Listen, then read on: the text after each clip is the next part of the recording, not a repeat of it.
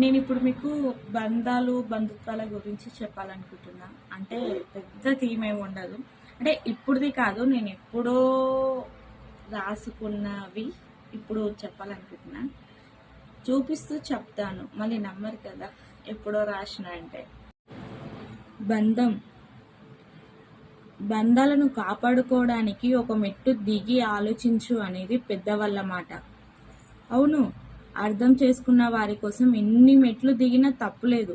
కానీ ఎన్ని మెట్లు దిగినా మనల్ని అర్థం చేసుకొని వారి కోసం ఎన్ని మెట్లు దిగితే ఏం లాభం? వాళ్ళ దృష్టిలో మనం దిగజారడం తప్ప. అంతే కదా అంతే కదా మనం దిగజారే కొద్దీ వాళ్ళకి అలసి అవుతామే తప్ప, మనం ఒక్కొక్క మెట్టు దిగే కొద్దీ అంత చులకన అవుతామే తప్ప, మనం ఎందుకు అలా తక్కువ అవ్వాల్సి వస్తుందని మాత్రం వాళ్ళు ఆలోచించరు, వాళ్ళు చేంజ్ అవ్వరు. అప్పుడు చేయాల్సింది ఏంటంటే మనం చేంజ్ అవ్వడం కదా. అంతే కదా.